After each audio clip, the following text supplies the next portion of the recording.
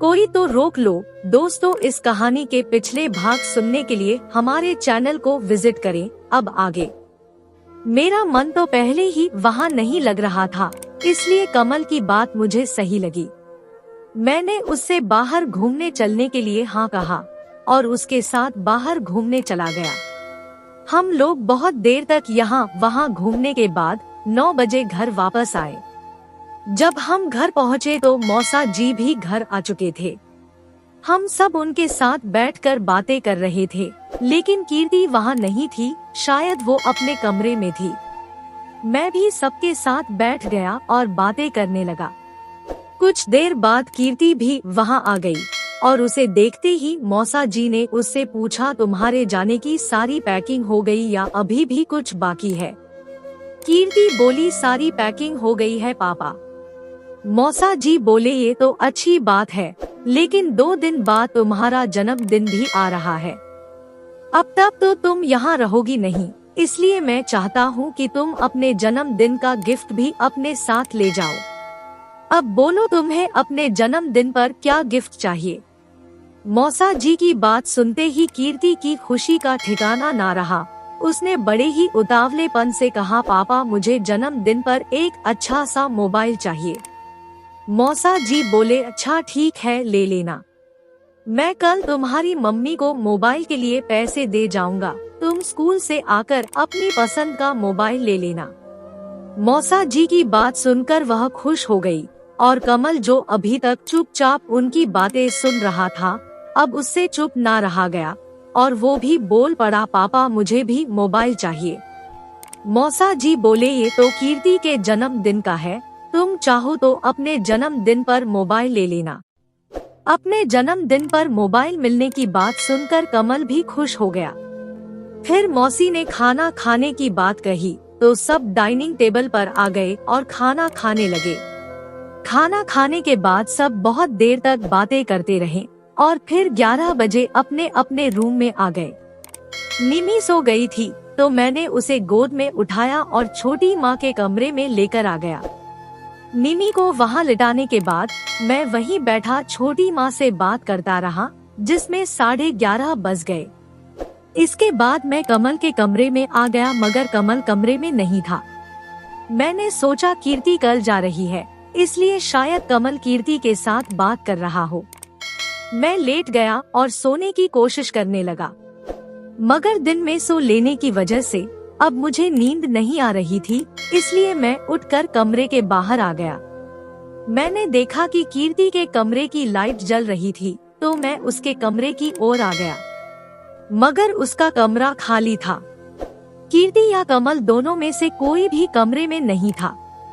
मैंने सोचा हो सकता है कि कीर्ति बाथरूम में हो, इसलिए मैंने कीर्ति को आवाज दी, मगर कोई जवाब नहीं मिला, तो मैं समझ गया कि वो यहाँ नहीं है। मैं उन्हें मौसा मौसी के कमरे में देखने आया, मगर उनके कमरे का दरवाजा बंद था, यानी कि दोनों वहाँ भी नहीं थे। इतनी रात को दोनों के घर से बाहर जाने का सवाल ही पैदा नहीं होता था। मुझे समझ नहीं आ रहा था कि दोनों इतनी रात को कहाँ गायब हो गए। यही सोचते सोचते मैं हॉल में आकर बैठ गया। फिर अचानक मुझे ख्याल आया कि कहीं ये दोनों छत पर तो नहीं है। ये ख्याल आते ही मैं सीढ़ियों की तरफ बढ़ चला। वहाँ आकर मैंने देखा सीढ़ियों की लाइट जल रही थी। अब इस बात में कोई शक नहीं था कि दोनों छत पर ही हैं। मेरे कदम खुद ब खुद छत की सीढ़ियों की ओर बढ़ने लगे, लेकिन छत पर पहुँचते ही मुझे जोरदार झटका लगा। कीर्ति ने मुझे देखकर भी अनदेखा कर दिया। वो व्हाइट टी-शर्ट और लोवर पहने थी।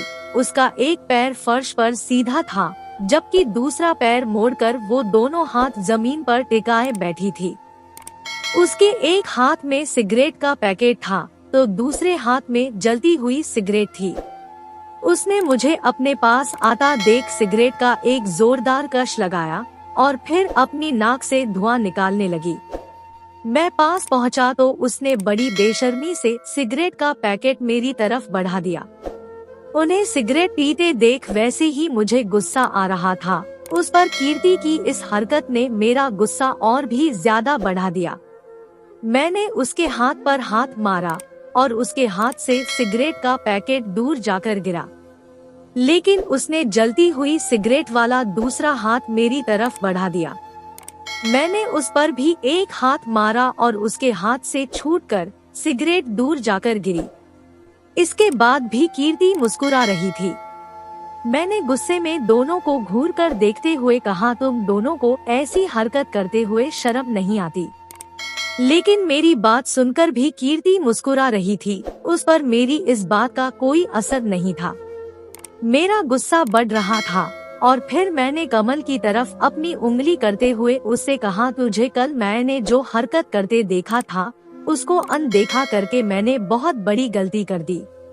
यदि कल मैंने तेरी उस हरकत को नजरअंदाज ना किया होता तो आज तुझे इसके साथ सिगरेट पीते ना देख रहा होता।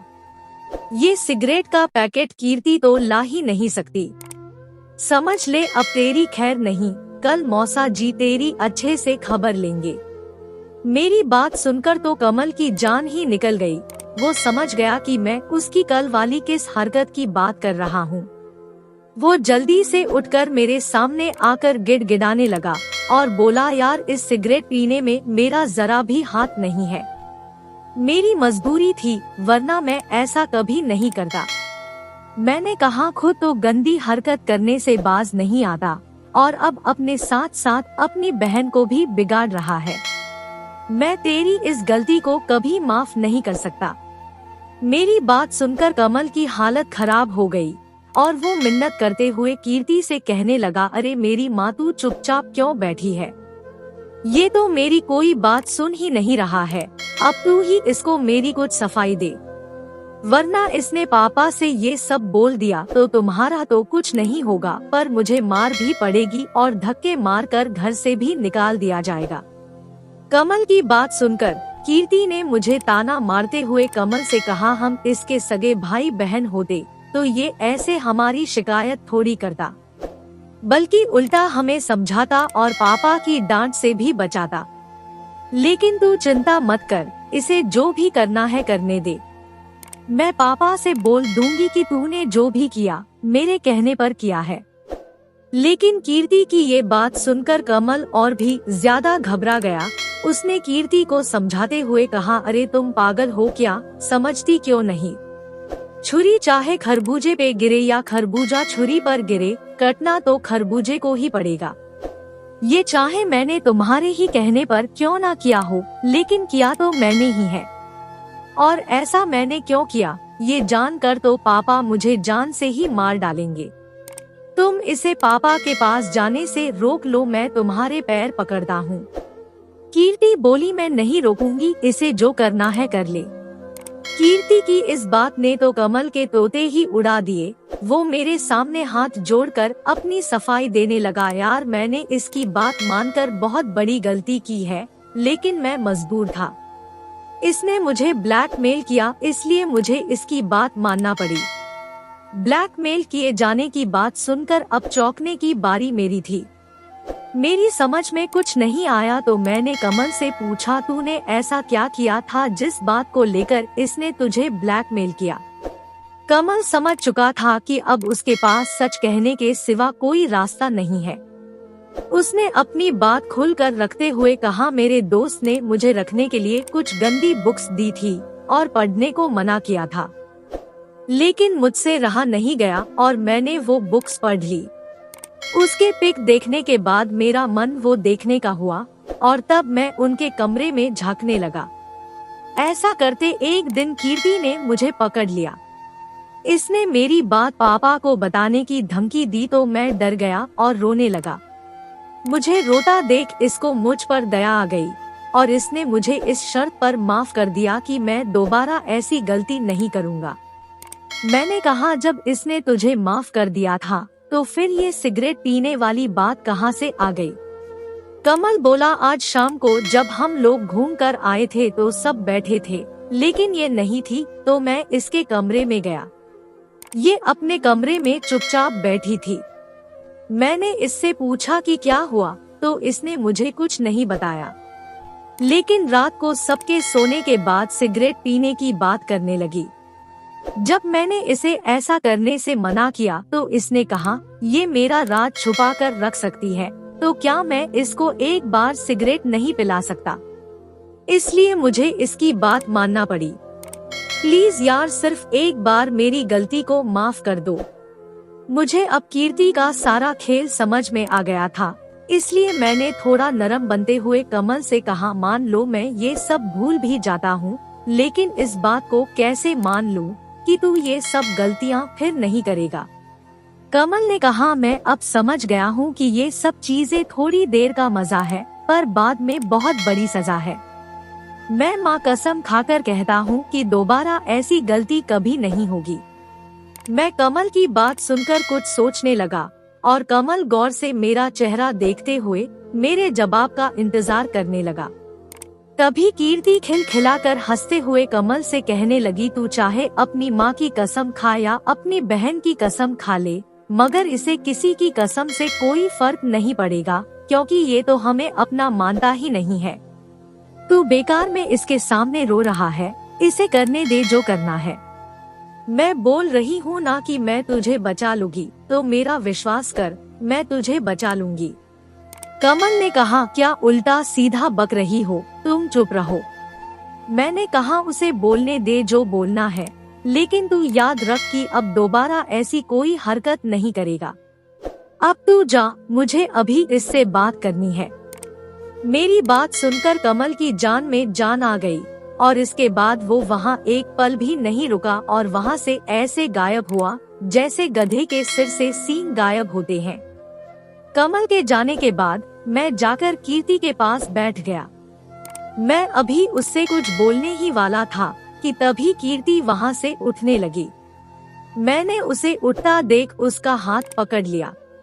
कीर्ति ने अपना हाथ छुड़ाने की कोशिश की, लेकिन जब वो मुझसे अपना हाथ छुड़ा नहीं पाई तो फिर गुस्से में मुझसे बोली, मेरा हाथ छोड़ो, मुझे नींद आ रही है। मैंने कहा, अभी जब बैठकर सिगरेट पी रही थी तब तुझे नींद नहीं आ रही थी, अब जब मैं बात करना चाहता हूँ तो तुझको नींद आ रही है। कीर्ति बोली, मुझे तुझसे कोई बात नहीं करनी, मेरा हाथ छोड़ो और मुझे जाने दो, वरना मुझसे बुरा कोई नहीं होगा। मैंने कहा, तुझसे जो करते बने तू कर ले, लेकिन मैं तेरा हाथ नहीं छोड़ूंगा। कीर्ति बोली, मुझे अपना हाथ छुड़ाना अच्छे से आता है, अब तुम सीधे से मेरा हाथ छोड़ते हो या नहीं? मैंने कहा, जब तक मेरी बात पूरी नहीं हो जाती मैं तेरा हाथ नहीं छोड़ूंगा। कीर्ति ने कहा, तो अब देखो मैं कितनी आसानी से अपना हाथ छुड़ा कर जाती हूँ। मैंने कहा, दिखाओ।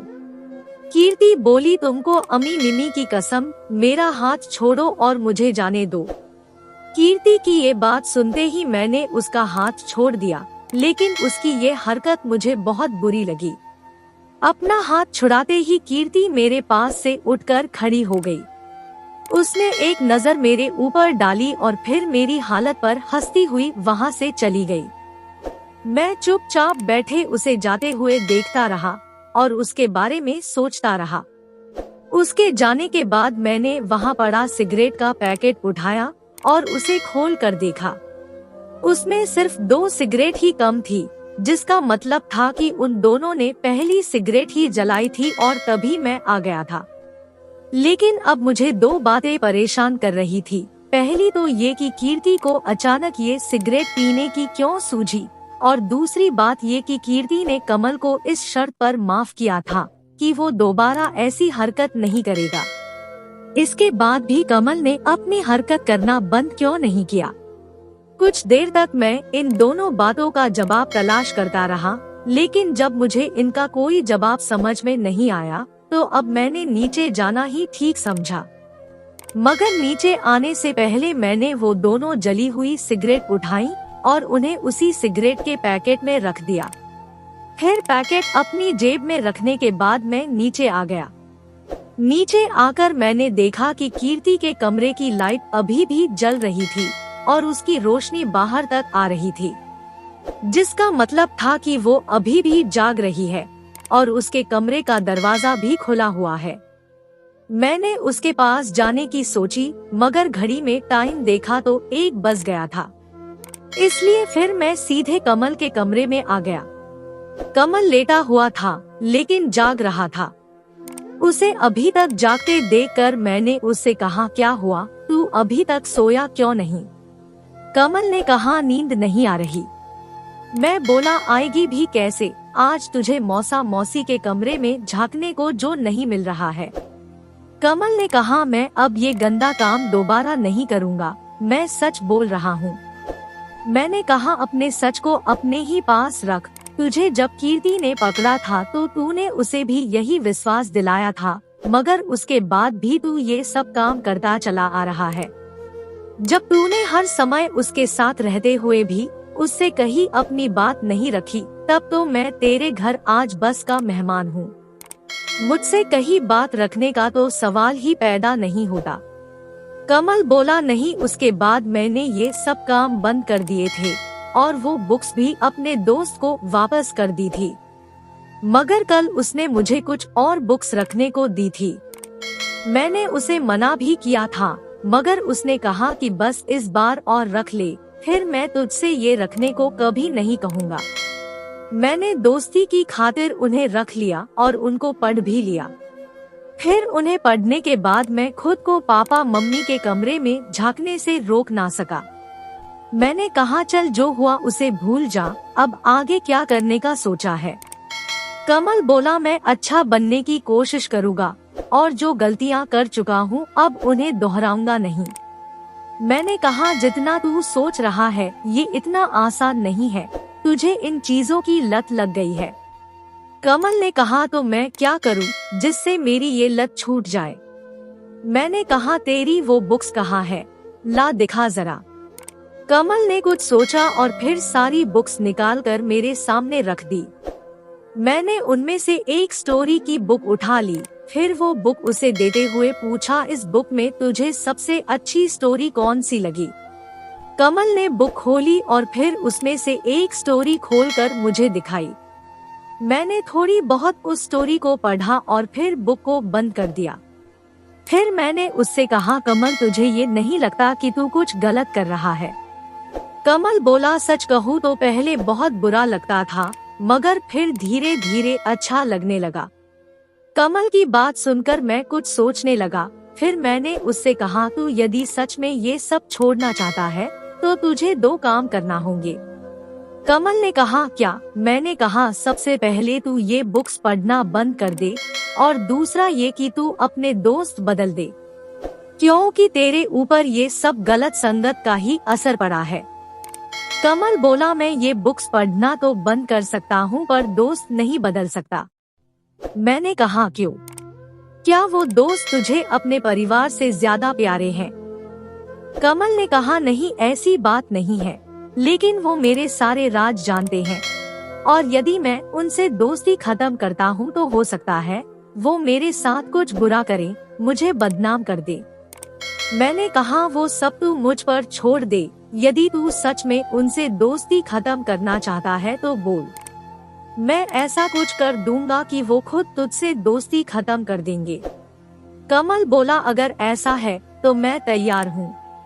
मैंने कहा, तो ठीक है, कल सबसे पहले तू ये बुक उनको वापस कर और कहना कि मैंने तेरे कमरे में ये बुक देख ली है, मगर तूने मुझसे झूठ कह दिया है कि ये बुक तेरी नहीं पापा की है। तुझे तो ये बुक सेल्फ की सफाई में मिली है और तू उन्हें सफाई के बाद वापस रखने जा रहा था। कमल बोला, इससे क्या होगा? वो तेरे जाने के बाद फिर कहेंगे कि अब तू नहीं है तो मैं बुक रख लूं। दोस्तों, इस कहानी का अगला भाग देखने के लिए चैनल को सब्सक्राइब करें और कमेंट करके हमें बताएं कि ये कहानी आपको कैसी लगी। कहानी सुनने के लिए आपका बहुत बहुत धन्यवाद।